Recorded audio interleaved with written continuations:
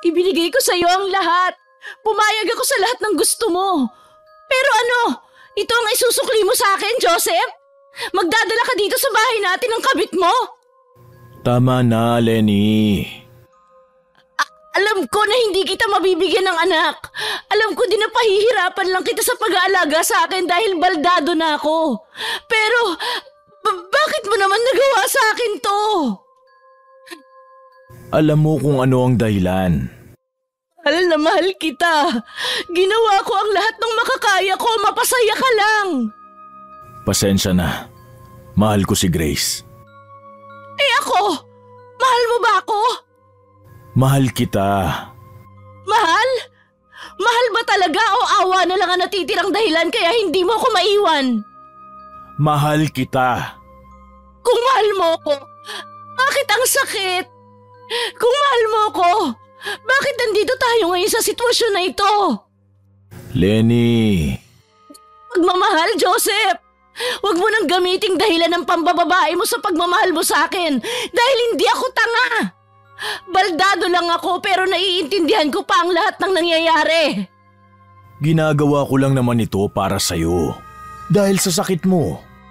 Sinasabi ko na nga ba, itong sakit ko pa rin talaga ang punot dulo ng lahat. Sabihin mo nga sa akin ang totoo, Joseph. Talaga ako? Mahal kita. Mahal. Pero hindi sapat para mapigilan ka magdala dito ng babae. Tama ba? Matutulungan ako ni Grace na maalagaan ka. Mabait siya at naiintindihan niya ang sitwasyon nating dalawa. Anak ko, Joseph! Ni minsan ba sumagi man lang sa isip mo kung ano ang pwede kong maramdaman sa ginagawa mo sa akin ngayon? Kung maiintindihan ko din ba ang dahilan kung bakit mo dinala dito ang babaeng yan? Oo! Hindi! Sa tingin ko nga nakalimutan mo nang may asawa ka kaya naisip mo na patirahin dito ang kabit mong yan eh. May pangalan siya, Lenny. Wala akong pakialam! Hayaan mo naman sana akong magpaliwanag sa'yo. Hindi na! Sapat na ang ginawa mong panloloko sa akin ngayon para malaman ang sagot sa lahat ng katanungan ko, Joseph. Ito lang ang tatandaan mo. Hindi ko hahayaan na tumiray ang babae mo dito ng matagal. Gagawa ako ng paraan para maghirap siya. Naiintindihan mo ba ako? Mabait si Grace. Huwag mo naman sanang gawin ito, Lenny. Pero hindi siya maililigtas ng kabaitan niya sa akin. Pagbali-baliktarin mo man ang mundo, kabit mo pa rin ang Grace na yan. At ako ang asawa, ako ang legal. Humanda sa akin ang babae mo. Ha? Ano ba ang kaya mong gawin, Lenny? Lumpo ka. Sa ating dalawa, alam ko na alam mo kung ano ang kaya kong gawin. Huwag mo kong hinahamon, Joseph. Pinanood lang ni Grace na pagulungin ng asawa ni Joseph ang wheelchair na sinasakyan nito papasok sa loob ng bahay. Bakas pa rin ang mga luha sa mukha ng babae at hindi man niya aminin, nakaramdam siya ng matinding pagsisisi dahil sa lahat ng sinabi ni Lenny. Kaya nang tuluyan itong nakapasok, mabilis niyang nilingon si Joseph. Huwag na kaya, Joseph. Pwede naman akong tumira sa bahay ng kaibigan ko. Tama si Lenny. Nakakahiya nga naman kung dito pa ako makikitira. Huwag mong sabihin yan, Grace. Ako nagpapunta sa'yo dito. Ako ang humingi ng tulong sa'yo. Alam kong wala talaga sa plano natin ang nangyayari ngayon. Pero intindihin mo na lang sana kung bakit ganun ang naging reaksyon ng asawa ko sa nangyari. Siguro nagulat lang siya dahil hindi ko nabanggitan tungkol dito. Naiintindihan ko naman. Nahihiya lang talaga ako sa asawa mo. Pasensya na. Hindi mo dapat narinig ang sinabi ng asawa ko. Masakit man pakinggan pero tama naman si Lenny. Kabit mo lang naman talaga ako, Joseph. At tanggap ko yon dahil mahal kita. Hindi ko lang talaga mapigilan na makaramdam ng hiya dahil sa mga nangyayari ngayon. Huwag mo na lang pansinin yung nangyari ngayon. Nadala lang si Lenny ng emosyon niya kaya niya yung nasabi. Sana nga. Shh. Magiging ayos lang ang lahat. Huwag ka nang mag-alala. Mabuti na lang talaga nandito ka, Joseph. Hindi ko alam kung anong gagawin ko kung wala ka. Hindi naman ako mawawala. O siya, tara na. Akin na yung mga gamit mo. Sige. Basta pag may ginawa o sinabing masama sa'yo si Lenny, sabihin mo lang kaagad sa akin, ha? Hindi ko hahayaan na masaktan ka niya. Pumasok ang dalawa sa loob at muli silang sinalubong ni Lenny na nakataas ang kilay at mukhang inis pa rin sa mga nangyayari. Nang dinala tuloy ni Joseph ang mga dalang bagahe ni Grace sa ipinaayos nitong kwarto, naiwan ang babae sa sala kung saan mariin nitong tinitigan ni Lenny na para bang kinikilatis. Wala tuloy nagawa ang babae kundi pilit na iwasan ang mga tingin nito. Hindi alam ni Grace kung ilang minuto siyang nakatayo sa harapan ng asawa ni Joseph. Pero mabilis siyang napatayo ng tuwid nang bigla niyang marinig ang pagtawag ni Lenny sa pangalan niya na puno ng otoridad. Ha? Bingi ka ba? Pasensya na, hindi ko kasi narinig ng maayos yung sinabi mo. Ang sabi ko, anong pinakain mo sa asawa ko para magawa mo siyang mapaikot gaya ng ginagawa mo sa kanya ngayon? Wala akong ginagawang masama. Ha? Hindi mo ba alam na masama ang ginagawa mo ngayon? Naninira ka ng relasyon ng iba. May asawa na si Joseph pero pinatulan mo pa rin. Mahal ko ang asawa mo. Pwes, wala sa lugar yung nararamdaman mo para sa kanya. Kung ako sa'yo hanggat maaga pa, wag mo na kaming guluhin. Hindi ka kailangan ng asawa ko. Alam ko, pero dahil lang naman kay Joseph kaya ako pumayag na dito tumira. Hindi man niya aminin, ramdam ko na mahirap para sa kanyang nangyari sa inyo. At dahil nga mahal ko ang asawa mo, kusang loob ako nagsabi sa kanya na tutulong ako para alagaan ka. Nababaliw ka na ba? Naririnig mo ba ang mga sinasabi mo sa akin ngayon, Grace? Kabit ka! Hindi ka dapat nandito ngayon para mag-alaga ng asawa ni Joseph. Mag-alaga sa akin! Hindi mo naman kailangan pumayag, Lenny. Napag-usapan na namin ito ni Joseph at pumayag naman siya. Kaya nga nandito ako ngayon. Mahal na mahal mo talaga ang asawa ko, ano? Alam kong mali, pero hindi ko pagsisisihan ang nararamdaman ko para sa asawa mo. Tanga! Isa kang baliw! Hindi ko alam kung masasabi mo pa sa akin ang lahat ng sinabi mo ngayon pagdating ng panahon.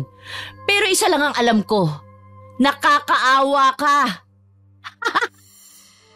Ngumiti lang si Grace sa sinabi ng asawa ni Joseph bago ito pumasok sa loob ng kwarto kung saan naabutan ng lalaki na abala sa pag-aayos ng mga gamit niya.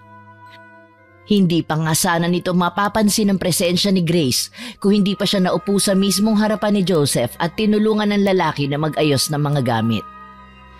Sa gitna ng pagliligpit nilang dalawa, hindi napigilan ni Grace na mapaisip habang nakatitig sa gwapong mukha ni Joseph. May parte man sa utak niya na nagsasabi na mali ang lahat ng nangyayari. Gusto niyang ibaon yun sa kailaliman ng kamalayan niya para maiwasan na magsisi. Alam kasi ni Grace na may asawa na ito nung una pa lang, kaya pilit niyang iniwasan si Joseph. Pero sadyang mapaglaro ang tadhana at mas lalo lang siyang nahulog dito na nauwi nga sa sitwasyon na kinaroroonan niya ngayon. Bakit ang tahimik mo? Wala naman, may naisip lang ako. May nasabi bang masama si Lenny habang nasa labas ka kanina? O nagsisisi ka na kaagad sa naging desisyon mo? Hindi, wala. Bakit parang may malalim kaya tang iniisip? May problema ba? Pagod lang siguro ako. Gusto mo nang magpahinga? Pwede na ba? Oo naman. Saglit lang at kukuha ako ng ekstrang unang sa labas na pwede nating gamitin. Natin? Sa akin ka tatabi? Oo. Sa'yo naman talaga ako tumatabi, Grace. Bakit parang gulat na gulat ka naman yata? Pero paano yung asawa mo? Paano si Lenny? Baka may bigla siyang kailangan sa gabi tapos wala ka sa tabi niya para tumulong. Masyado ka talagang mabait. Nag-aalala lang naman ako para sa asawa mo. Matagal na akong hindi natutulog sa tabi ni Lenny. Sanay na siya na wala ako sa tabi niya kaya wag mo siyang alalahanin. Magagalit ba siya pag nalaman niyang sa akin ka natutulog? Hindi. Kung sakali man na magalit si Lenny, hayaan mo na lang. Ay sige na nga. Saglit lang at kukuha ako ng unan, ha? Hintayin mo na lang ako dito. Salamat, Joseph. Kinabukasan, maagang nagising si Grace dahil sa malakas na tunog mula sa kabilang kwarto. Para bang may bagay na nahulog doon kaya naman mabilis na tumayo sa kama ang babae at tumakbo, papunta papalabas para silipin kung ano ang nangyari. Nang makarating sa tapat ng pinto, sumalubong kaagad kay Grace ang asawa ni Joseph na nasa sahig at pilit na gumagapang papunta sa wheelchair nito. Dahil likas na mabait si Grace, agad siyang nakaramdam ng awa para kay Lenny at walang pagdadalawang isip na tinakbo niya ang direksyon ng babae para alalayan itong makapunta sa wheelchair. "Huwag mo akong hawakan! Bitawan mo ako!" "Tutulungan na kita, Lenny." "Kaya ko sarili ko, ano ba?" "Alam kong kaya mo, pero tutulungan na nga kita para mas mapadali ang pagpunta mo sa wheelchair. Wala namang kaso sa akin tong ginagawa ko sa'yo." "Sa akin meron. Hindi ko kailangan ng tulong mo kaya pwede ba? Bitawan mo ako at ako ang pupunta ng kusa sa wheelchair ko." "Tutulungan na nga kita." "Ano ba?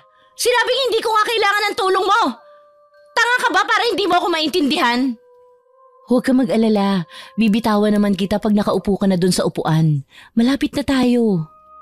"Bitawan mo ako, Grace!" "Huwag ka nang magpipiglas. Baka bumagsak tayo pareho." "Lintik! Bakit hindi mo ba ako hayaan na lang? Ilang beses ko ba sasabihin sa'yo? Kaya ko nga ang sarili ko!" Anong nangyayari dito? "Itong kabit mo, masyadong pakialamera.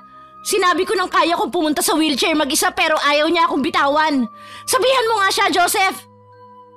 Bumagsak kasi siya sa sahig kanina eh." Oh, tinutulungan ka lang naman pala. Bakit nagagalit ka kaagad? "Dahil hindi ko nga kailangan ng tulong ng kabit mo." Lenny, ayusin mo nga ang pananalita mo kay Grace. Tinutulungan ka na nga niya eh. "Joseph, tama na." "Pati ba naman ikaw hindi na rin makaintindi? Hindi ko nga siya kailangan." At ano, hahayaan mo na lang na magmukha kang kawawa sa harapan ni Grace dahil lang sa pagmamataas mo? Ganun ba? "Ang pakialam mo kung magmukha nga akong kaawa-awa sa harap niya?" Asawa kita. "Wow! Asawa? Simula nang dinala mo ang babaeng yan dito, nawalan ka na ng karapatan na tawagin akong asawa, Joseph. Mahiya ka nga sa balat mo." Ano ba, Lenny? "Joseph, tama na. Huwag na kayong magtalo." Hindi. Ipinapahiya ka na lang nitong si Lenny. Tinutulungan mo na nga siya tapos siya pa ang maiganang magalit. "Mana, kumalma ka." "Yan! Ganyan nga! Makinig ka sa kabit mo!" Lintik talaga. Pagkatapos ng nangyari, iniwasan na ni Grace na lapitan ang asawa ni Joseph at maging sanhi ulit ng pagtatalo ng mag-asawa. Pero dahil sadyang kailangan talaga ng tulong ni Lenny, hindi nito mapigilan na tulungan ng babae sa tuwing tumutumba ito at hindi makatayo. May ilang pagkakataon din na nasasaktan na siya ni Lenny pero dahil nga mabait ang babae, hinayaan niya lang ito at patuloy na inintindi. Makalipas ang ilang araw, napansin ni Grace ang unti-unting pagtanggap ng asawa ni Joseph sa tulong niya. Sa kabila kasi ng paninigaw at pagtaboy nito sa babae, hindi nagpatinag si Grace at patuloy pa rin na tumutulong. "Uminom ka na ng gamot mo." "Ako na! Iabot mo sa akin yung tubig." "Heto oh." Nga pala, inilagay ko na sa loob ng banyo yung damit na isusuot mo. May tubig ka na rin." "Mabuti naman. Si Joseph, nasaan?" "Nasa labas yata, may kukunin daw." "Himala ata at hindi ka sumama." Wala kasing maiiwan sa'yo dito sa bahay kaya nagpaiwan na lang ako." "Tanga ka ba? Ang tagal ko nang naiiwan dito mag-isa kaya hindi mo ko kailangan bantayan." "Kahit na." "Hindi ko alam kung bakit sinasayang mo yung oras mo sa akin. Wala ka naman mapapala sa lumpong katulad ko." "Masama bang tulungan ka?" "Oo, dahil nagsasayang ka lang ng pagod sa katulad ko. Hindi mo ako madadala sa pagiging mabait mo, Grace." "Hindi mo naman kailangang madala. Gusto ko lang talagang tulungan ka." "Tingnan natin kung magagawa mo pa akong matulungan pagdating ng araw." "Anong ibig mong sabihin?" "Damo pa ba yung sinabi ko nung unang beses na tumuntong ka dito sa bahay namin?" Grace, samahan mo nga ako dito sa labas. "Saglit lang, Lenny ha. Pupuntahan ko lang si Joseph." Grace! "Saglit lang, papunta na ako." Ang tagal mo. "Bakit?" Ibili mo nga ako dun sa tindahan ng sigarilyo. Sige, akin na ang pera. Paglabas pa lang ni Grace ng gate, napansin na kaagad niya ang kakaibang tingin ng ilang mga tambay sa kabilang lugar, lalo na ng mga nakatatandang babae. May mga mapanlait itong tingin at kahit hindi marinig ni Grace ang mga binubulong ng mga ito, alam niyang siya ang laman ng kwento ng bawat taong nadadaanan niya. Nang marating nga niya ang tindahan, dali-dali itong bumili at agad na ring umalis para maiwasan ang matanong ng mga tao doon. Akala ni Grace ay ligtas na siya mula sa mga tsismosa nang matanaw na niya yung gate, pero nagkamali ang babae. Bigla siyang napatigil sa paglalakad nang harangin siya ng isang matandang lalaki na mukhang kanina pa naghihintay. Gustuhin man itong iwasan ni Grace, bigla siyang hinawakan ng matanda sa braso at may kakaibang ngisi sa labi na tinitigan siya nito. Ikaw ba iha ang bagong kalaguyo ni Joseph? Bakit niyo na itanong, Manong? Kalat na kasi dito sa aming lugar na may inuwi daw na babae si Joseph. Ikaw ba yon? Ako nga ho. Aba, at hindi mo talaga itinanggi ano? Makapal ang mukha mo, iha. Kailangan ko na hong umalis. Magandang araw ho sa inyo. Saglit lang. Bastos ang ugali mo Kinakausap ka pa tapos tatalikuran mo ko? Anong bitiwan ninyo ko? Aray! Nasasaktan ho ako! Ikaw ang kabit ni Joseph? Manong, natatakot na ho ako sa ginagawa ninyo. Tumigil na kayo, parang awa nyo na. Bakit? Wala naman akong ginagawa sa'yo, iha. Bakit ka naman matatakot sa akin? Hindi ba't sanay ka naman sa mga ganitong bagay? Yung puwersahan at delikado? Ano mo sinasabi ninyo? Halika, ipapakita ko sa'yo kung anong sinasabi ko, iha. Wag! Bitiwan niyo ho ako! Sumama ka na sa akin. Saan niyo ho ako dadalhin? Wag ho! Maawa kayo! Maawa? Ikaw ba? Hindi ka ba naaawa sa asawa ni Joseph? Wala ho akong ginagawang masama. Ginamit niyo pa talaga ang sakit niya para lang punan ang init ng katawan niyo? Tapos ano? Pumunta ka pa dito para makisulok sa bahay ng mag-asawang yon? Hindi ba't malandi ka? Bakit ngayon parang ayaw mo yatang sumama sa akin? Hindi ko ho kayo maintindihan. Kung ganon, ipapaintindi ko sa'yo, iha. Halika! Bitiwan niyo ho ako! Tulong! Ano ba? Huwag kang maingay. Joseph! Tulungan mo ako! Bago pa man tuluyang mahigit ng matanda si Grace papunta sa kabilang direksyon ng daan, biglang dumating si Joseph na humihingal pa at mukhang tumakbo. Ilang segundo lang itong tiningnan ng matanda bago magpatuloy na higitin ng dalaga. Kaya naman si Grace na mismo ang nagtanggal ng magaspang nitong kamay sa braso niya at takot na nagtago sa likod ng lalaking si Joseph. Grace! Ayos ka lang ba? Ano masakit sa'yo? Sinaktan ka ba niya? Hindi naman, pero Joseph, natatakot ako. Shh! Nandito na ako. Pasensya na, Joseph, kung natakot ko itong babae mo. Nagkaroon lang naman kami ng kaunting katuwaan. Anong ginagawa mo, Manong Pedro? Bakit? Inihiram ko lang naman ang kabit mo, Joseph. Hindi naman siguro masama kung paglaruan ko yung isa dahil dalawa naman ang babae mo, di ba? Kung gusto nyo nang mapaglalaruan, humanap kayo na sa inyo.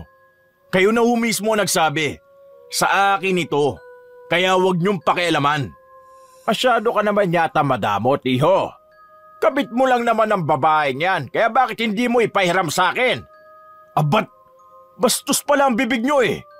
Mahiya naman kayo, Manong Pedro. Ako ba talaga ang bastos sa ating dalawa, Joseph? Kalat na sa buong lugar natin ang kababuyan mo, kaya ikaw sa ating dalawa ang dapat mahiya. Sinira mo ang pamilya mo. Wala kayong pakialam sa buhay namin, kaya pwede ba? Huwag kang manggugulo. Umalis na kayo dito bago pa ako tumawag ng pulis. Tingnan natin kung saan ka dadali ng pagiging sakim at sabik mo sa babae. Tara na, Grace. Pumasok na tayo sa loob. Lumipas ang ilang linggo matapos noong nangyari at naging bihira na ang paglabas ni Grace sa lugar ni na Joseph. Natakot na kasi ang babae dahil sa nangyari, kaya hanggat maaari ay nanatili na lang ito sa loob ng bahay. Nagpatay mali siya na lang din ito sa mga naririnig niya sa paligid at minabuti na lang iwasan ng mga tao na may masamang sasabihin sa kanya. Abala si Grace sa pagpupuna sa katawan ng asawa ni Joseph nang bigla siyang makarinig ng malalakas na katok sa labas ng bahay. Dahil abala ang kasama nitong si Joseph sa pag-aayos ng makina ng sasakyan, walang ibang magbubukas ng gate kaya naman binilisan nito ang pagbibihis kay Lenny at agad na ring pumunta sa baba para alamin kung sino ang kumakatok. Bakit po? Sino po ang hanap nila? Jay? Tagal mo akong pagbuksan ng pinto ah. Jay, anong ginagawa mo rito? Ano pa ba? Eh di binibisita ka? Ginulat mo ko! Sira ka talaga! Alam ko. Wala ka bang balak na papasukin man lang ako? Nangangalay na ako dito kakatayo oh. Eh, oo, pasok ka! Ay, sa wakas. Bakit ka pala biglang napasugod? Binibisita nga kita. Tagal mo nang hindi nagpaparamdam sa dati mong tinitiran. Kaya sinadya na kita dito. Medyo naging abala kasi ako kaya hindi na ako nakabalik kaagad. Kumusta naman ang buhay mo dito? Masama ba ang ugali ng asawa ni Joseph? Jay, huwag ka nga maingay, baka marinig ka. Sus, hindi yan. Ano nga, masama ba? Medyo. Pero kaya ko naman.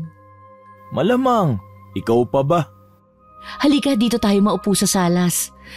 Nauuhaw ka ba? Nagugutom? Anong gusto mo? Ayos lang ako. Huwag ka na mag-abala pa. Sigurado ka ha? Pwede naman akong bumili ng makakain mo sa labas. Naku, wag na. Baka bigla ka pang kuyugin ng mga tao sa labas. Mukhang lahat pa naman ng tao dito galit sa'yo. OA mo naman. Totoo nga. Teka, nasan ba si Joseph? Parang di ko yata nakikita. Gusto mo bang tawagin ko? Nasa likod lang naman yun ng bahay kaya paniguradong maririnig niya pag bigla ko siyang tinawag.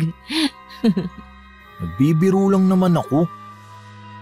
Biglang napalingon ng dalawa sa pinto ng isang kwarto nang bigla doong lumabas si Lenny na nakasakay sa wheelchair at may inis na ekspresyon sa mukha. Hindi naman sana ito papansinin ng dalawa lalo na ni Grace, pero kumunot ang noon niya nang mapansin ang biglang pananahimik ng kaibigan nitong si Jay. Nakatitig lang ito sa direksyon ng asawa ni Joseph at bakasang pagkaseryoso sa mukha.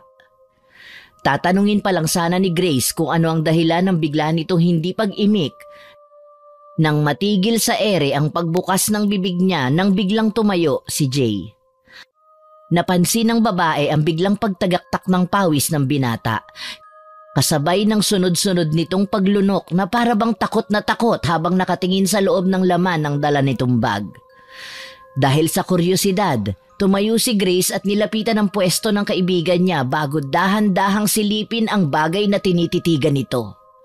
Doon nakita ng dalaga ang isang maliit na bote na may lamang hindi matukoy na likido. Kumukulo yon at patuloy na bumubula mula sa loob. Jay? Jay, may problema ba?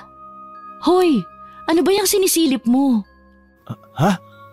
Anong sabi mo? Sabi ko ano yung sinisilip mo. Ano yung laman ng bote?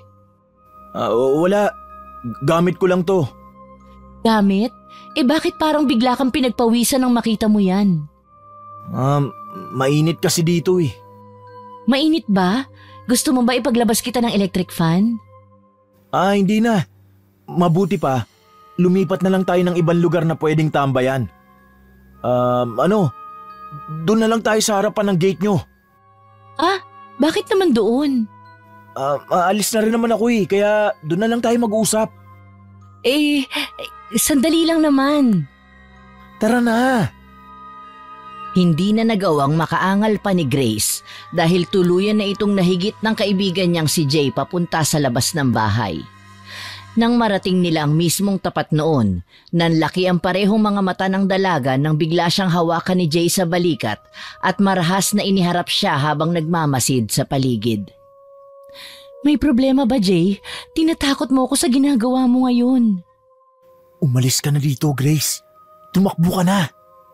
Ha? Anong ibig mong sabihin? Ano bang nangyayari, Jay? Hinaan mo ang boses mo. Baka marinig nila tayo. Sinong nila? Basta, umalis ka na dito sa lalong madaling panahon. Delikado ang buhay mo sa asawa ni Joseph. Masama ang kutob ko sa babaeng yun. Ipaliwanag mo sa akin kung anong nangyayari para naman maintindihan kita. Naguguluhan na ako at natatakot. Makinig ka na lang, Grace. Kung hindi ka aalis ngayon, baka tuluyan ka nang hindi makalabas ng buhay sa bahay na yan. Delikado mga katulad ng asawa ni Joseph. Ano bang nangyayari? Parang awa mo na, Grace. Umalis ka na dito. Iwan mo na si Joseph habang wala pang nangyayaring masama sa'yo. Sasaktan ka ng asawa niya. Hindi ko iiwan si Joseph.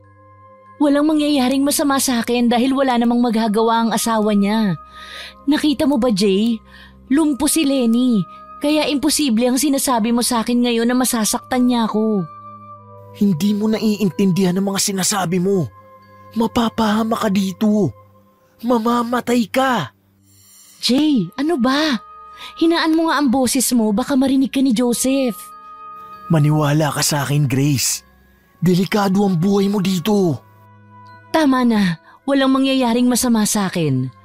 Jay, huwag ka masyadong mag-alala.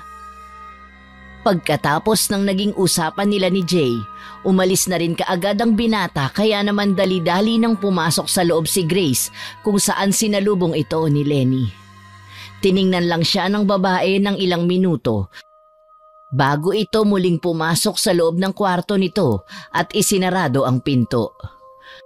Gustuhin man niyang pigilan na isipin ang mga katagang binitawan sa kanya ng kaibigan niyang si Jay, hindi na alis sa isip ng babae ang mga naging usapan nila.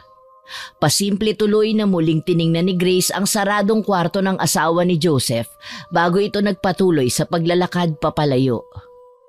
Sa mga nagdaang araw, naging madalas ang pagbisitang ginawa ng kaibigan niyang si Jay sa bahay ni na Joseph. Kahit si Grace ay nagulat din dito, pero nang maisip niya na ginagawa lang ito ng binata para bantayan siya, ay hinayaan na lang niya itong magpabalik-balik na halos doon na tumira. Ano? Ayos ka lang dito? Ikasampu mo na yatang tanong yan sa akin at gaya ng sagot ko sa iyo nung una, ayos nga lang ako. Alam mo, dapat siguro huwag ka na bumalik dito. Nag-aalala ka lang sa akin. Wala namang nangyayaring masama gaya ng sinabi mo. Pero balik ka pa rin ng balik dito. Nag-aalala lang naman ako para sa kaligtasan mo, Grace. Wala ngang mangyayaring masama. Masyado ka lang paranoid. Mabuti na yung nag-iingat. Baka nga hindi ako makapunta dito ng ilang araw eh. May bahay kasi akong pwedeng puntahan na pwedeng makatulong sa'yo. Salamat naman at titigil ka na rin kahit papaano. Napapansin pa naman ni Joseph yung pagbabalik-balik mo dito. Nagtataka na siya. Basta, kung may mangyaring kakaiba, umalis ka kaagad dito. Gagawa ako ng paraan para makabalik agad, kaya huwag ka mag-alala. Hindi naman talaga ako nag-aalala, Jay. Anong pinagsasasabi mo dyan? Ako ang natatakot para sa'yo eh. Bakit ba naman kasi natatakot ka? Basta! O siya, alis na ako. Babalik ka agad ako. Babalikan kita. Oo na. Sa mga araw na lumipas, gaya ng sabi sa kanya ng kaibigan nitong si Jay, hindi nga ito bumisita sa dalaga ng ilang beses. Akala ni Grace nung una, babalik din kaagad ang binata mula sa pinuntahan nito, pero lumipas ang mga linggo hanggang naging isang buwan at hindi pa rin bumabalik ang kaibigan ng babae. Dahil abala sa mga ginagawa sa bahay, nawala na lang din sa isip ni Grace ang tungkol sa pagbalik ni Jay. Mas naging tutok kasi ang dalaga sa pag-intindi sa asawa ni Joseph dahil sa paglala ng pagiging baldado nito, kaya naman nawala na siya ng oras na makapag-isip-isip tungkol sa kanyang kaibigan. Naiihi ata ako Magbabanyo ka? Sasamahan na kita. Anong sasamahan? Kaya kong pumunta doon mag-isa. Pero baka kailangan mo ng tulong kaya aalalay ako sa'yo. Ano ba? Bakit ang kulit mo? Sinabing ako na nga, di ba? Kaya ko ang sarili ko. Kaya kong maglakad. Tutulungan na nga kita. Alam kong mahirap pumunta mag-isa sa banyo. Pati ba naman pag-ihi ko, sasama ka pa rin? Baka kasi bigla ka nalang matumba sa loob. Lintik! Kaya ko nga sabi! Ano na naman yan? Bakit nagtatalo na naman kayong dalawa? Manahimik ka na nga lang, Joseph. Wala ka rin namang maitutulong sa akin. Huwag mo ako susundan, Grace, kundi tatamaan ka. Pero… Hayaan mo na siya. Kaya niya yon. Baka kasi madula si Lenny.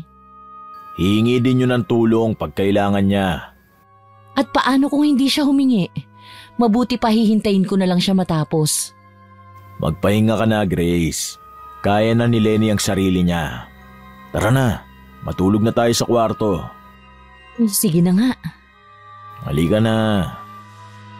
Nahiga ang dalawa sa kama at agad na nakatulog dahil sa pagod. Hindi na rin namalayan pa ni Grace kung nakabalik ba ng ligtas ang asawa ni Joseph dahil nagising na lang siya sa kalagitnaan ng gabi dahil sa ingay ng mga aso mula sa labas. Pagmulat pa lang kasi niya, agad na sumalubong kay Grace ang tulog na si Joseph kaya naman dahan-dahan itong umikot papunta sa kabilang bahagi ng kama. Muli na sanang ipipikit ng dalaga ang mga mata nito para magpatuloy sa pagtulog, nang bigla siyang may mahagip na figura ng tao mula sa mismong harapan ng pinto ng kwarto.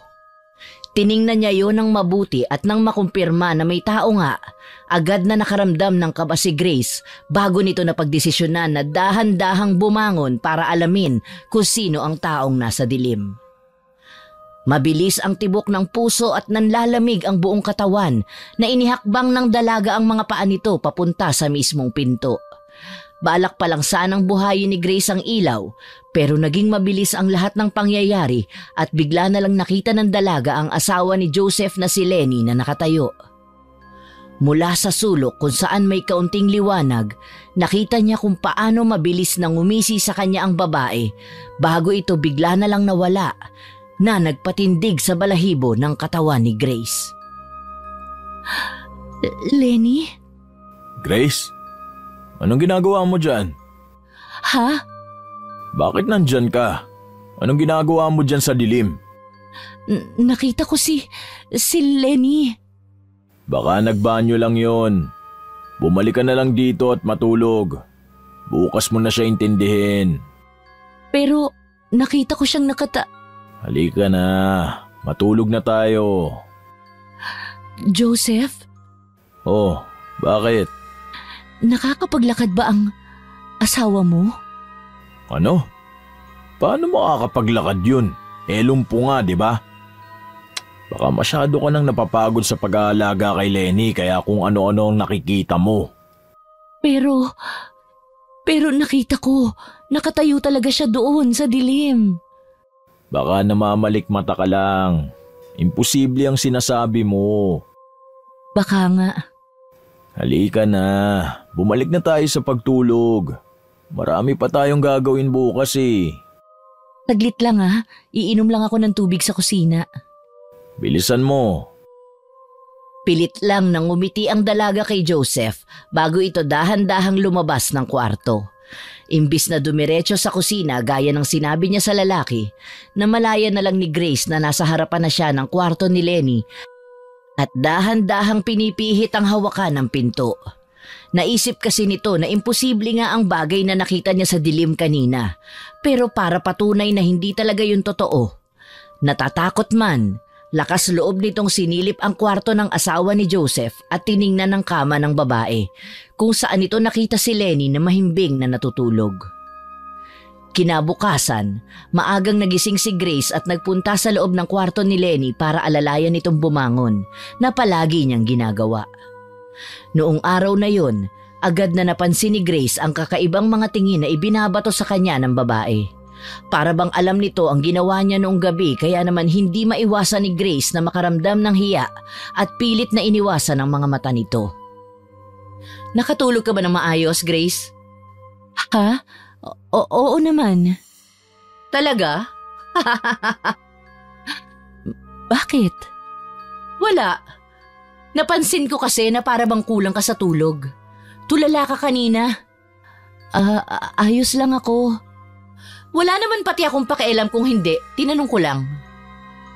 Makahulugan na nagtinginan ng dalawa bago umiwas ng tingin si Grace at nagpatuloy sa paglilinis ng buong bahay. Gusto kasi ng dalaga na matanggal sa isip niya ang tungkol sa nakita nito kagabi. Kaya naman minabuti ni Grace na ituon na lang atensyon sa buong bahay kung saan hindi siya pinakialaman ni Lenny. Sumapit na ang gabi at oras na ng hapunan pero hindi pa rin nakakauwi si Joseph mula sa trabaho nito. Hindi man sanay na silang dalawa lang ang magkasama sa bahay, hindi na lang umimik ang dalaga at tahimik na lang na kumain. Hindi na rin ito hinintay pa na matapos ang asawa ni Joseph dahil agad na ring tumayo si Grace at pumasok sa loob ng kwarto. May kutob na siya na hindi uuwi si Joseph kaya maaga itong nahiga kahit hindi pa nakakaramdam ng antok. Hindi na namalaya ni Grace kung ilang oras siyang nakatulala sa kisame at doon tuluyang nakatulog pero naalimpungatan ito dahil sa paulit-ulit na pagkurap ng ilaw ng kanilang kwarto. Inis na bumangon si Grace sa kama at pinatay ang ilaw pero paglingon ito sa direksyon ng kama. Muling nanlaki ang mga mata ng babae nang makita niya mula sa dilim ang parehong figura ng tao na nakita niya kagabi.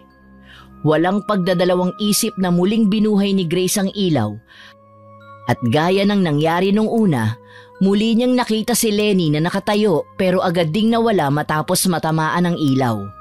Hindi na nag-isip pa si Grace at mabilis itong tumakbo papunta sa kwarto ng asawa ni Joseph at marahas na binuksan ang pinto. Lenny? Ano ba? Anong ginagawa mo rito? Bakit bigla-bigla ka nalang pumapasok sa kwarto ko? Akala ko nakakapaglakad ka na. Nababaliw ka na ba? Lumabas ka nga dito. Pasensya na. Ano na? Labas! Nababaliw na nga yata ako. Pasensya na ulit. Labas! Baliw!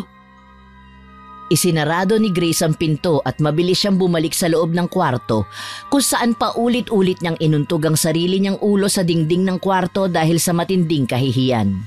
Hindi niya maintindihan kung anong nangyayari sa kanya at nakakakita siya ng mga ganong bagay. Naisip nito na baka pagod lang siya sa maghapon. Hindi na rin nagawa pang makatulog ni Grace dahil sa nangyari. Magdamag na lang itong naupo sa kama habang nakatitig sa labas ng pinto kung saan niya nakita ang figura ni Lenny sa dilim kung saan nakatayo ito at may nakakatakot ng ngisi sa labi. Dahil walang tulog, hindi pa tuluyang sumisikat ang araw nang bumangon si Grace at lumabas. Dumiretso siya sa kwarto ni Lenny at mahina doong kumatok bago pumasok sa loob. Gigisingin pa lang sana nito si Lenny pero biglang napatigil si Grace nang mapansin ang mga bakas ng hayop sa sahig ng kwarto ng babae. Maputik yon at may ilang lupa na napasama kaya imbis na gawin ang palagi niyang ginagawa sa umaga, kumuha si Grace ng basang pamunas at nilinis ang kwarto ni Lenny. Malapit na siyang matapos nang biglang dumating si Joseph at napansin siya, kaya naman agad na tumayo si Grace para sana ipaghanda ng makakain ng lalaki na agad nitong pinigil. Kape, gusto mo ba ipagtimpla kita? Hindi na. Natulog ka ba, Grace? Ha? Oo naman. Bakit parang puyat ka yata? Ayos ka lang ba? Saka, anong ginagawa mo dito sa kwarto ni Lenny ng ganito kaaga? Gigisingin ko na sana si Lenny kaso nakita kong puno ng putik itong kwarto niya kaya naglinis muna ako. Maaga naman ako nagising kaya inuna ko muna itong gawin. May sakit ka ba? Wala naman, ayos lang ako. Nga pala, ikaw, bakit ngayon ka lang umuwi? Ang daming aberya sa trabaho eh. Baka nga bumalik pa ako dun mamaya. Kukuha lang siguro ako ng ilang damit at pagkain dito bago umalis. Ka napapadalas yan ah. Kaya nga eh. Paano mamayang gabi? Hindi ka na naman dito matutulog? Posible. Bakit? May problema ba dito sa bahay? Wala. Puro ka wala. Nagdududa na ako. Lenny! Lenny, gumising ka dyan! Bakit? Maaga pa, wag mo muna siyang gisingin. Lenny! Bakit ba? Kita nang natutulog ang tao. Ano na namang ginawa mo kay Grace? Joseph, wala. Ha? Ano na naman bang sinumbong niyan sa'yo? Wala naman akong ginawang masama sa kanya. Siya nga tong bigla-bigla na lang sumusugod dito sa kwarto ko.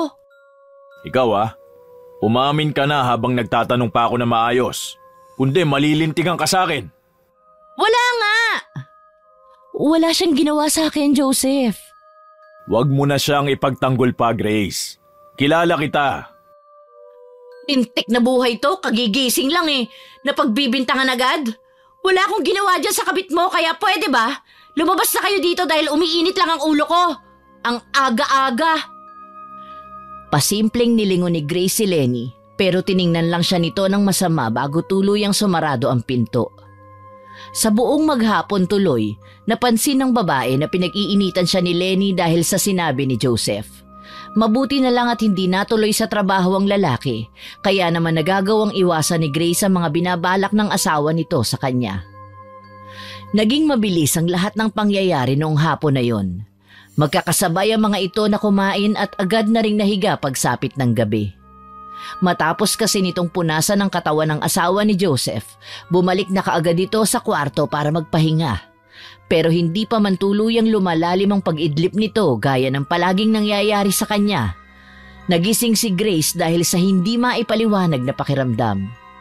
Kusang pumaling ang ulo niya papunta sa direksyon ng pinto at doon ito muling nakita si Lenny.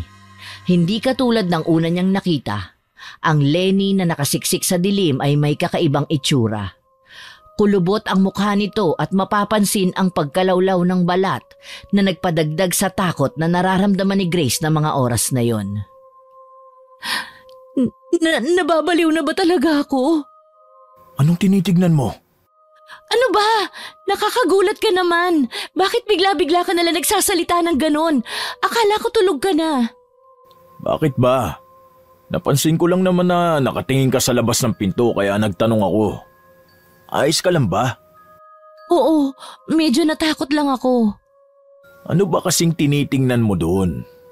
Oo, wala. May napansin lang ako sa dilim. Magpahinga ka na. Kung ano-ano tuloy ang nakikita mo Pwede mo bang isarado yung pinto? Hindi lang ako makatulog ng maayos pagbukas. Ganon ba? O sige, saglit. Salamat.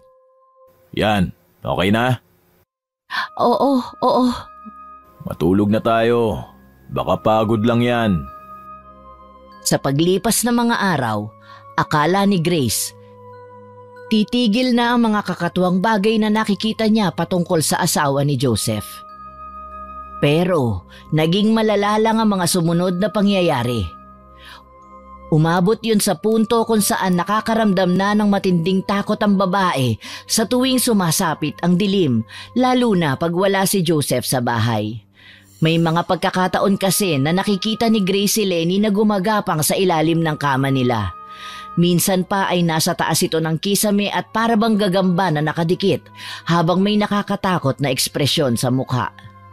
Dahil sa mga nangyayari, naging mailapang dalaga sa asawa ni Joseph kahit na wala siyang ebidensya na totoo ang mga nakikita nito. Ilang ulit din niyang sinabi kay Joseph ang tungkol doon pero hindi ito naniwala sa kanya at palaging ipinipilit na baka pagod lang si Grace dahil sa pag-aalaga. Hanggang sa dumating nga ang isang gabi na kinatatakutan ng dalaga. Kayo na muna ang bahala dito sa bahay Baka sa makalawa pa ako makauwi dahil kailangan ko mag-overtime sa trabaho. Hindi ba pwedeng sumama na lang ako sa'yo? Sasama ka? Paano si Lenny? Walang mag-aalaga at magbabantay sa kanya dito. Pero... Bakit parang gustong-gusto mo naman atang dumikit sa asawa ko? Akala ko ba aalagaan mo ko, Grace? Manahimik ka dyan, Lenny Hindi ka nakakatawa. Umuwi ka na lang kaya mamayang gabi. Pipilitin ko. Babalik naman ako bukas kung hindi man ako makauwi kaagad. Kaya huwag ka mag-alala. Sige. O siya, aalis na ako. Magsarado ka agad kayo ng bahay Malapit ng dumilim. Iingat ka. Ha? Bakit ba palagi ka na lang nauutal? Para kang tanga. Pasensya na. May bigla lang kasing pumasok sa isip ko kaya hindi kita narinig ng maayos kanina. Shh. Tulungan mo nga akong pumasok sa loob ng kwarto. Linisin mo na rin yung sahig. May mga putik na naman ba? Oo. Dapat siguro isara mo yung bintana mo sa gabi para hindi ka mapasok ng kung ano-anong hayop. Dami mong satsat. Linisin mo na lang. Sige. Tara na. Pagsapit ng 10:00 ng gabi, nasa loob na kaagad ng kwarto si Grace. Isinara na rin ito ang pinto ng kwarto nila at nahiga sa pinakasulok ng kama kung saan kitang-kita ni Grace ang buong paligid ng kwarto. Hindi kasi maintindihan ng babae kung anong problema sa kanya, pero nakaramdam si Grace ng matinding kaba at takot nung gabing yun na naging dahilan kung bakit paranoid itong nagbantay sa paligid. Pinakiramdaman niya ang lahat ng bagay na malapit sa kanyang direksyon. Lalo na ang kabilang kwarto kung saan natutulog ang asawa ni Joseph. Gustuhin man niyang ipahinga ang mga mata dahil sa pagod, may nagsasabi sa utak niya na may masamang mangyayari ng gabing yun, kaya naman naging mahirap para sa dalaga ang mag-relax. Tanging tunog lang ng paggalaw ng relo at ang mabibigat na paghinga ni Grace ang maririnig sa paligid. Hindi naman nagtagal, biglang bumuhos ang malakas na ulan sa labas at nasundan niyo ng pagkamatay ng kuryente. Kukuha pa lang sana si Grace ng ilaw pero mabilis siyang napalingon nang magsimulang gumalaw ang hawakan ng pinto na para bang may pilit na nagbubukas noon. Grace, tulungan mo ako! Lenny? Tulungan mo ako! Tumumba yung wheelchair! Pero... Grace, ano ba? Wala akong makikita dahil sa dilim. Hihintayin na lang natin bumalik yung ilaw bago kita tulungan. Grace, buksan mo tong pinto! Bakit? Tulungan mo ako! Lalabas ako mamaya. Pasensya na talaga. Grace! Huwag mo naman akong takutin ng ganito, Lenny. Parang awa mo na. Grace! Tama na, please. Buksan mo tong pinto. Buksan mo. Buksan mo to. Papasukin mo ako, Grace. Lenny, tama na. Buksan mo ito. Tumigil ka na, please. Lumabas ka dyan. Nanindig ang lahat ng balahibo ni Grace sa katawan matapos niyang marinig ang kakaibang boses ng babae. Naging malagong yun na para bang malaking tao si Lenny, kasabay ng marahas na paggalaw noong hawakan ng pinto. Kung nung una ay pilit lang na pinipihit ng asawa ni Joseph yung hawakan, ngayon ay para bang gusto na talagang sirain ng babae ang pinto para lang makapasok. Tuluyang nanginig ang katawan ni Grace dahil sa takot. Tumakbo siya papunta sa pinakadulong bahagi ng kwarto at nagsimulang magsisigaw sa bintana para humingi ng tulong sa labas. Alam kasi ng dalaga na hindi na si Lenny ang nasa labas ng kwartong yun at malakas ang kutob ni Grace na mapapahamak siya oras na tuluyan niyong makapasok. Tulong! Tulungan ninyo ako, mga kapitbahay! Sige, sumigaw ka lang, Grace. Iparinig mo ang takot mo sa akin. Saklolo! Papasok na ako, Grace. Wag!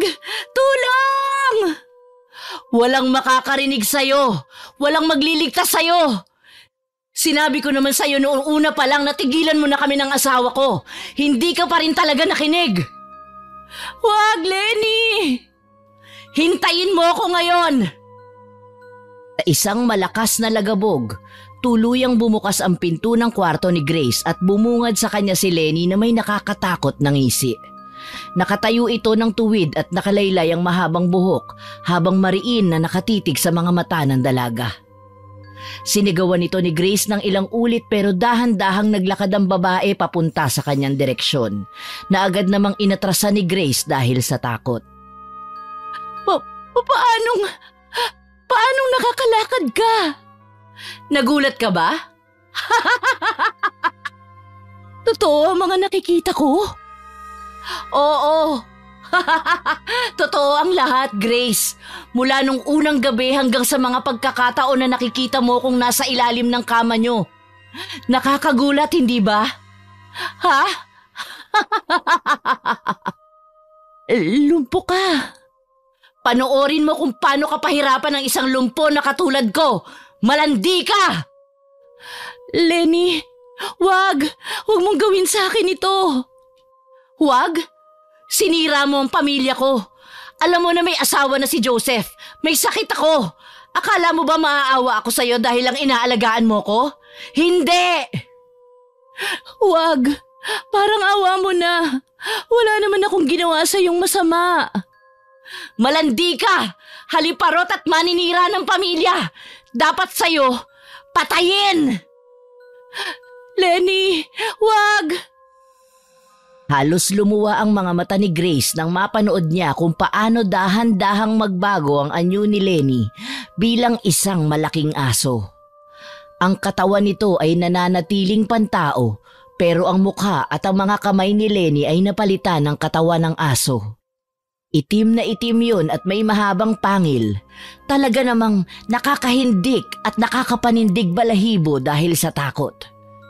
Sa pagkakataon naman na yun, tuluyang napagtanto ng babae na hindi normal si Lenny at agad na pumasok sa isip niya ang katagang aswang.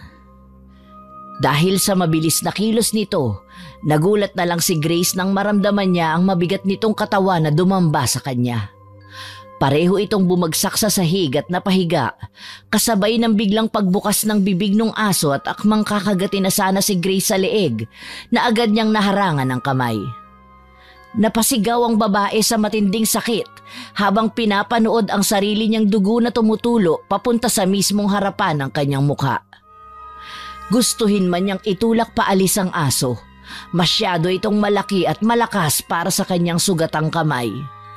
Wala tuloy nagawa ang babae kundi ang mahinang umiyak habang dinadamdam ang pagkirot ng kamay niya dahil sa walang tigil na pag-atake doon ni Lenny. Papatayin kita! Papatayin kita, Grace! Wag mong gawin sa akin to, Lenny. Parang awa mo na. Manahimik ang pokpok ka! Ang dapat sa'yo pinapatay! Tulong! Saklolo! Halika! Sumama ka sa akin!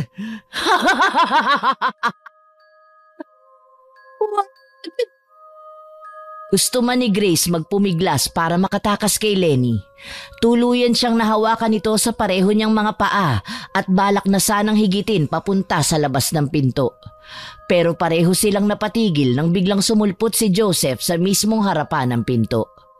Walang mababakas na gulat sa mukha nito pero hindi yun binigyan ng pansin ni Grace gamit ang natitira niyang lakas. Malakas niyang sinigawan si Joseph para humingi dito ng tulong. Sa hindi naman inaasahang pangyayari, tiningnan lang siya ng lalaki bago ito dahan-dahang naglakad papunta sa direksyon nila ni Lenny. Nandito na ako. Joseph, tulungan mo ko. Parang awa mo na. Oh! Huwag mo sabihin na akala mo dumating itong asawa ko para iligtas ka. Ako na ang nagsasabi sa'yo, mali ka. Kawawa ka, Grace, dahil pumunta siya rito para tulungan akong mapatay ka. Tulungan mo ko. Aswang ang asawa mo. Ha? Akala mo ba talaga ililigtas ka niya? Pakiusap. Pinapasakit mo ang tiyan ko, Grace. Parehong-pareho talaga kayo nitong babae mo, Joseph. Mga bobo! Mga walang kwenta! Joseph! Tama ka ba talaga, Grace? Hindi ka nga sabi ililigtas ng asawa ko. Bumalik siya dito para tumulong. Naririnig mo ba ako? Pumunta siya rito para tulungan akong patayin ka sa ayaw at sa gusto ni Joseph. Anong? Naiintindihan mo na ba ngayon? Tama na, Lenny. Halika na, tulungan mo kong higitin itong si Grace papunta sa kabilang kwarto. Narinig mo ba? Ha? Sinabing tama na. Joseph, huwag mong gawin to. Mahal kita. Hindi ka maililigtas ng pagmamahal mong yan, Grace. Mamamatay ka dito sa mismong bahay namin. Joseph, please. Iligtas mo ako sa asawa mo. Huwag ka nang tumakas. Mas lalo ka lang masasaktan. Wag! Hindi matanggap ni Grace na pati si Joseph ay isa rin pala sa gusto siyang mamatay. Tuluyan-tuloy itong nanghina at tinitigan ng likod ng dalawa habang hinihigit ang lugaw niyang katawan papasok sa loob ng kwarto ni Lenny. Nang maipasok sa loob, dahan-dahang gumulong si Grace at nagtago sa ilalim ng kama. Pero nahuli ni Joseph ang buhok niya at hinigit siyang muli papalabas. Kumapit man siya sa paanan ng kama para hindi siya nito tuluyang mailabas. Malakas din ang lalaki at walang kahirap-hirap siya nitong nahila papalabas. Nang magkaroon din ng lakas ng loob si Grace, binalak niyang itulak ang mukha ng lalaki para makatakas dito. Pero nagulat ang babae nang ang bumungad sa kanya ay isang malaking baboy katabi si Lenny na nakangisi. Naging mabilis din ang lahat ng pangyayari at bigla na lang din siyang sinugod ng baboy na yon at inatake. Napuno ng dugo ang buo niyang katawan dahil sa sugat, kasabay ng ilang ulit na paglagutok ng mga buto niya na nadurog dahil sa katawan ng baboy. Malaki kasi talaga ito at may hindi normal na lakas. Tama na!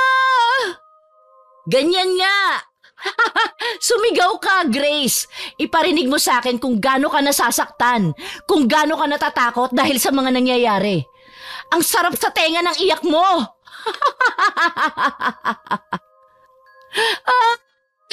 Ang sakit! Tama na! Sige pa! Huwag niyong gawin sa akin to! Masakit! Dahan-dahan mo siyang patayin, Joseph. Ipatikim mo sa babaeng yan ang sakit sa ginawa niyang pagsama sa'yo dito sa bahay.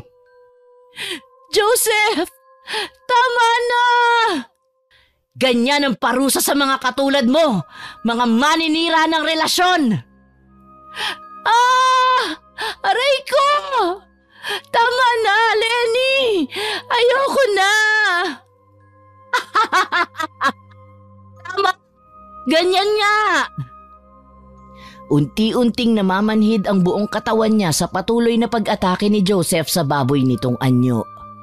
Utay-utay, tinatanggap na rin ng buong katawan ni Grace ang lahat ng sakit na ibinibigay sa kanya ng mag-asawa. Naisip din ng babae na doon na talaga siya mamamatay, kaya naman ipinikit ni Grace ang kanyang mga mata at tinanggap ang bawat kagat at pagbutas ni Joseph sa tiyan niya na ang pinupunteriya ay ang mga lamang loob nito. Tahimik na umiyak lang si Grace at nagdasal habang patuloy na sumisigaw sa loob ng isip. Akala niyo nung mga oras na yun, tuluyan na siyang mamamatay sa kamay ng dalawang aswang na mag-asawa. Pero nagulat ang babae at mabilis na napamulat ng marinig ni Grace ang malakas na pagbukas ng pinto ng kwarto. Doon bumungad sa kanya ang kaibigan nitong si Jay na humihingal. Jay? Grace? Jay, umalis ka dito! Mga hayop kayo! Anong ginawa niyo sa kaibigan ko, ha? Wag! Tumakbo ka na, Jay! Mapapahama ka rito! Iligtas mo ang sarili mo, parang awa mo na! Dumating pa talaga ang kaibigan mo, Grace!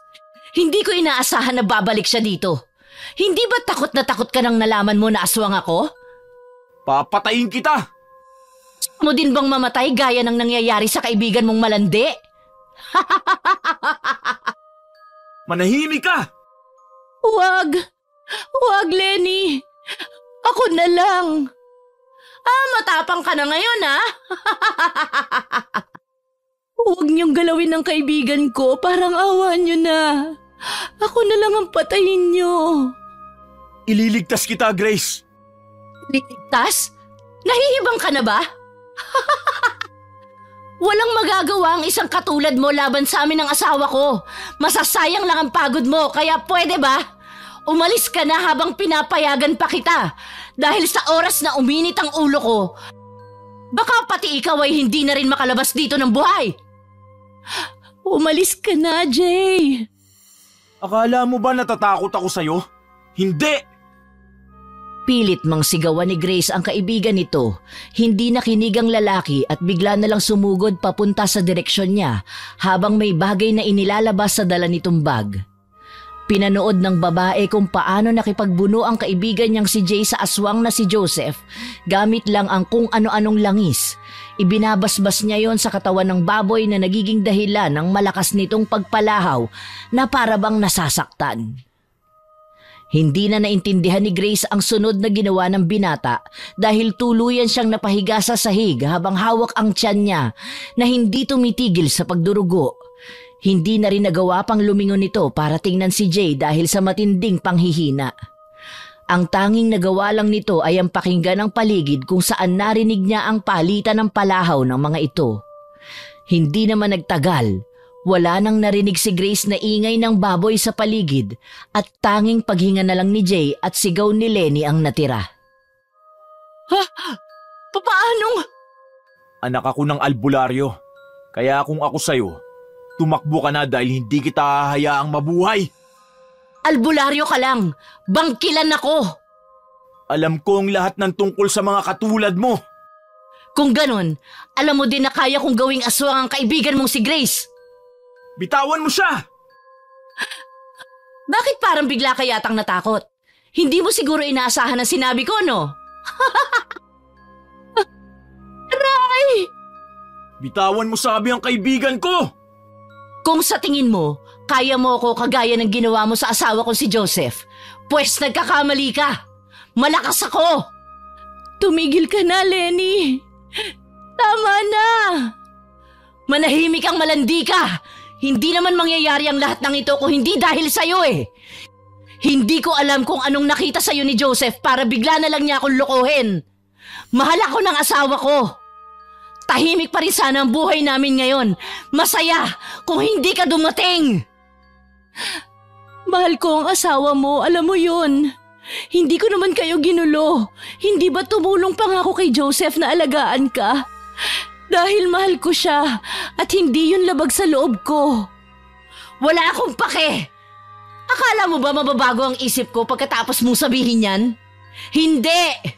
Kung kinakailangan kong gawin kang aswang tulad ng ginawa ko kay Joseph, makaganti lang sa'yo, gagawin ko. Anong ibig mong sabihin? Bago pa man makasagot si Lenny, nagulat na lang si Grace nang makita ang kaibigan nito na nasa likod na ng babae at may hawak na pamalo. Sa isang mabilis at malakas na hampas, tumumba ang babae at napahiga sa sahig. Tuluyang binibitawan ang nanghihina ng katawan ni Grace na agad na sinalo ni Jay at inihiga sa malapit na kama. Pinanood ni Grace na itali ng binata ang asawa ni Joseph sa isang upuan bago ito mabilis na lumapit sa kanya at dali-daling binuhat siya saka itinakbo papalabas ng bahay. Hindi pa man tuluyang nakakalayo ang dalawa. Narinig nila ang malakas na sigaw ni Lenny mula sa loob ng bahay, kaya mas binilisan pa ng lalaki ang takbo. Hindi man alam ni Grace kung saan sila pupunta.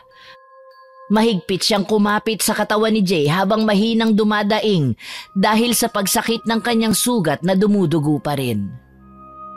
Grace? Grace, ayos ka lang ba? Jay? Huwag kang pipikit. Hahanap tayo ng malapit na ospital na pwedeng gumamot sa mga sugat mo. Buisit, hindi pa rin talaga tumitigil yung pagdurugo. Delikado to. Saan tayo pupunta? Hindi ko alam, pero kailangan natin makalayo. Baka sundan tayo ng asawa ni Joseph at maabutan. Mahirap na. Paano kung hindi tayo makatakas? Baka maabutan nila tayo at mapatay. Huwag kang magsalita ng ganyan. Hanggat kaya natin tumakbo, tatakbo tayo. Si Lenny lang naman na may kakayahan na humabol sa atin dahil hindi ko siya napuruhan kanina. Si Joseph, siguro hanggang kinabukasan tulog pa rin yun. Salamat at dumating ka. Akala ko mamamatay na ako kanina. Mabuti na nga lang talaga at nakinig ako sa sinasabi ng utak ko kanina. May masama na kasi talaga akong kutob na may mangyayari sa iyong masama kaya kahit malayo, nagbiyahe na kaagad ako para pumunta dito. At yun nga, naabutan kita. Iyong tungkol sa sinabi ni Lenny, totoo ba na alam mo na talaga na aswang siya nung unang araw pa lang? Oo, nakita mo yung langis sa bag ko? Yung sinilip mo noon? Ibinigay yun sa akin ng nanay ko noon. Kumukulo yun sa tuwing may aswang sa paligid. Nakita mo naman, kumukulo yung laman ng bote nung unang araw na pumunta ako sa bahay nyo. Kaya nalaman ko na aswang ang asawa niya. Si Lenny lang? Oo, siguro hindi naman talaga aswang si Joseph noong mga panahon na yun. Posible na ginawa lang siyang aswang ng asawa niya dahil sa nangyari. Para na rin makaganti sa'yo. Diyos ko, kaya ba sabi ni Lenny gagawin niya rin akong aswang? Oo, kaya niyang gawing aswang ang isang normal na tao kung gusto niya. Ganun ang mga bangkilan. At paano kung nagawa nga niya akong isang aswang? May posibilidad pa ba na bumalik ako sa dati? Tungkol ba talaga sa iyo ang tanong mong yan? O para kay Joseph? Gusto ko lang naman malaman kung posible pa natin siyang mailigtas mula kay Lenny. Wala na. Paano ka nakasigurado? Malakas ang kutob ko na alam din ni Joseph na aswang ang asawa niya. Paano kung… Tama na, Grace. Munti ka na nga mamatay dahil sa pagmamahal mo sa lalaking yun eh. Tumigil ka na. Sorry. Ayos lang, tara na. Kumapit ka sa akin na mahigpit. Tatakbo ko na mabilis. Kailangan natin na mas makalayo dito. Sige. Kaunting tiis na lang. Magagamot na rin yung mga sugat mo. Gagawa ako ng paraan. Mariin na napapikit si Grace habang pinapakiramdaman ang mabilis na pagtakbo ng kaibigan niyang si Jay. Hindi nito alam kung gaano nakalayo ang narating ng lalaki. Pero takas siyang nagmulat ng mga mata at sumilip matapos biglang tumigil ni Jay. Mula sa madilim na bahagi ng daan, nakita niya ang isang pamilyar na lalaki na naninigarilyo at may dalang bote ng alak. Hindi man nila makita ng maayos ang lalaki, agad nilang nalaman na lasing ito matapos itong maglakad papunta sa kanilang direksyon. Manong Pedro? Kilala mo siya? Oo, nakatira malapit sa bahay ni Joseph. Masama na naman ang kutob ko dito. Grace? Iya? Ngayon na lang kita ulit nakita. Sino naman ito kasama mo? Bago mong lalaki? Ang landi mo talaga. Huwag mo na lang siyang pansinin, Jay. Magpatuloy ka na lang sa paglalakad. Sige. Oh, saglit lang naman. Bakit umalis kayo kaagad? Kailangan na ho kasi naming umalis. Pasensya na ho, Manong. Pero kailangan na ho talaga naming umalis. Sinabing saglit lang eh. Hindi ba kayo makaintindi? Nasaan ba si Joseph? At inahayaan niyang lumabas ang kabit niya ng ganitong oras. Umalis na tayo dito, Jay.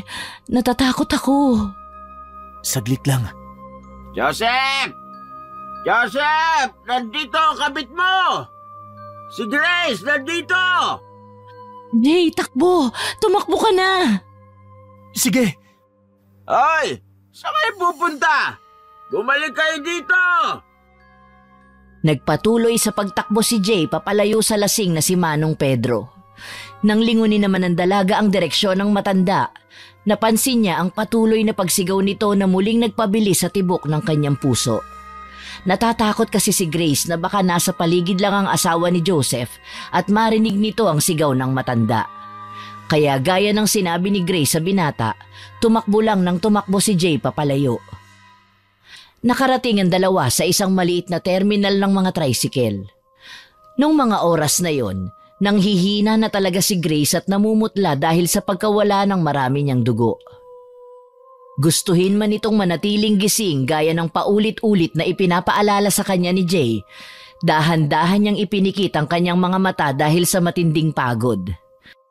Naramdaman na lang ng dalaga na inihiga siya ng kaibigan sa loob ng sasakyan kasunod ng paggalaw nun at pagkabuhay ng makina. Tara na ho, Manong! Jay? Bakit? Nandito lang ako, Grace. Grace? Gumising ka! Hindi ka pwede matulog! Sakit na talaga, Jay. Hindi ko na kaya. Hindi pwede! Kaya mo yan! Kaunting tiis na lang madadala na kita sa ospital. Makakaalis na tayo dito. Mauubusan na yata ako ng dugo. Hindi na ata ako aabot. Shh! Huwag ka magsalita ng ganyan. Makakarating tayo sa ospital kaya gumising ka. Manong, bilisan niyo na ho ang takbo. Mawawalan na ng malay ang kaibigan ko. Jay, natatakot ako. Ligtas ka na, huwag ka mag-alala. Kaunting oras na lang at tuluyan na tayo makakalayo sa lugar na ito. Hindi na tayo masusundan ng asawa ni Joseph. Hindi ka na niya magagalaw. Kaunting tiis na lang talaga. Makalipas ang ilang buwan at nakaligtas nga ang dalawa mula sa tiyak na kapahamakan nung gabing yon. Nakatakbo sina Grace papalayo sa kamay ni Lenny at ligtas siyang naitakas ni Jay papunta sa kabilang bayan, kung saan agad na naisugo dito sa ospital at nagamot. Muntik man mamatay, hindi nagtagal at mabilis din naman na gumaling ang lahat ng sugat ng babae. Sa mga araw na lumipas, nagpatuloy ang pagtatago ng dalawa sa takot na baka hinahanap ito ng asawa ni Joseph. Wala silang narinig na balita mula sa mag-asawa pero hindi yun naging sapat para makampante ang pakiramdam ng magkaibigan. Hindi na nga nila namalayan na ilang buwan na pala ang nagdaan kung gaano kaingat ang dalawa noon. Kahit walang kakaibang nangyayari sa mga araw na nagdaan ay nagpatuloy pa rin ang mga ito sa pagtatago. Paano kung bumalik kaya tayo? Nasisiraan ka na naman ng ulo. Hindi na ako babalik sa lugar na yun. Bahala ka. Tahimik na kasi, Jay. Wala rin naman tayong narinig na kahit anong chismis tungkol sa aswang o sa mag-asawa. Ano naman? Malay mo, lumipat na pala sila ng bahay pagkatapos nung nangyari. Yun na nga. Baka lumipat na sila ng bahay kaya bakit babalik ka pa dun? Wala ka na rin namang mababalikan. Hindi naman ako sigurado kung tama nga talaga ang kutob ko. Kaya nga dapat puntahan natin. Ang tigas talaga ng ulo mo. Dali na kasi. Hindi ka ba natatakot? Paano kung balikan ka ng asawa ni Joseph? Paano kung sa pagkakataon na to, hindi ka na talaga makatakas? Di patay ka. Hindi na mauulit yun. Binigyan mo naman pati ako ng pangontra kaya hindi na nila ako malalapitan. Yan ang sinasabi ko. Hindi porket may pangontra ka, Grace, ligtas ka na kaagad sa aswang. Pangontra nga lang, di ba? Oo na, samahan mo na kasi ako. Nakakainis ka naman. O siya, sasama na ako. Salamat. Agad na nagbiyahe si Grace at ang kaibigan nito pabalik sa bahay ni Joseph. Hindi pa man tuluyang nakakarating sa mismong tapat ng bahay, agad na nakaramdam ang babae ng magkahalong takot at kaba. Ayaw niyang ipahalata sa kaibigan nito ang kanyang nararamdaman pero agad na napansin ni Jay ang ekspresyon ng mukha niya, kaya kumunot ang noo ng binata at mahinang napailing. Naunang naglakad si Grace papunta sa direksyon ng bahay at nang marating na nga nito ang mismong harapan ng gate, lumingon nito kay Jay at hinintay na makalapit. Bago pa man nila mapasok ang loob, agad na napatigil sa paghakbang si Grace dahil sa boses ng isang matanda. Wala na sila dyan. Manong Pedro, ano ang ibig niyong sabihin? Matagal nang umalis yung mag-asawa dyan. Ilang buwan na rin sigurong nakalipas. Bakit ho kaya? Alam niyo ho ba kung anong dahilan? Ikaw, sino pa ba? Kalat na sa buong bayan na ikaw ang dahilan kaya biglang umalis sina Joseph dito para lumipat ng bahay sa ibang lugar. Siguro dahil tumakbo ka kasama niyang bago mong lalaki. Makipag-usap naman ho kayo na maayos. Nakikipag-usap naman ako na maayos ah. Sinabi ko nga na umalis na dyan yung mag-asawa, di ba? Maayos nga ho. Wala naman kayong respeto kay Grace. Dapat magbigyan ng respeto ang mga katulad niya. Ba't bastos talaga ho kayo, no? Tama na, Jay. Umalis na tayo rito. Inila ni Grace ang kaibigan niya paalis sa dating tapat ng bahay ni Joseph at muli silang sumakay sa pampasaherong tricycle pabalik sa kabilang bayan kung saan sila nagtago. Napansin niya ang pananahimik ng lalaki kaya naman hindi na lang ito umimik hanggang sa makabalik na nga sila sa kanilang lugar. Pagkatapos ng nangyari, hindi na bumalik si Grace sa bayan ni Joseph. Nagpatuloy na lang siya sa pamumuhay sa bayan na tinirhan nila ng kaibigan nitong si Jay at doon nagbagong buhay. Naghiwalay na rin ng landas ang dalawa at nagpatuloy sa pamumuhay. Dahil nga malapit ito sa isa't isa, hindi nakakalimot ang lalaki na bisitahin si Grace 2 beses sa isang buwan para kumustahin ito. Wala na ring nangyaring kakaiba sa buhay ng dalaga, kaya naman unti-unti na niyang kinalimutan ang mapait na pangyayari sa kanyang buhay kung saan muntik na siyang mamatay sa kamay ng mga aswang. Ginamit ni Grace na aral ang lahat ng naranasan niya ng gabing yun at mas pinili na lang na mamuhay mag-isa nang walang tulong ng lalaki maliban sa matalik niyang kaibigan na si Jay. Oh, paano? Alis na ako. Sige, salamat nga pala sa lahat ng tulong mo sa akin. Wala yun. Magkaibigan tayo, di ba? Normal lang na tulungan kita kahit ang kalabang ko pa mga aswang. Loko ka talaga. Mag-ingat ka dito ha. Wala na ako sa paligid kaya umayos ka. Tawagan mo na lang ako pag may nangyaring hindi maganda at dadating ka agad ako. Oo na. At parang awa mo na. Pumili ka naman ng matinong lalaki. Yung walang sabit o walang asawa. Mapapahama ka lang talaga sa mga ganong klase ng lalaki. Mamaya aswang na naman. Hindi na, natatakot na ako. Nakakadala pala. Mabuti naman. O siya, alis na ako ha. Bye-bye. Umiwas ka sa mga aswang ha. Oo, ikaw din. Kinawayan ni Grace ang kaibigan nito at pinanood ang umaandar na jeep papalayo sa terminal kung saan niya ito hinatid. Nang hindi na niya matanaw yung sasakyan, saka lang siya tumalikod at may matamis na ngiti sa labi na naglakad papalayo. Maraming nangyari sa buhay ni Grace.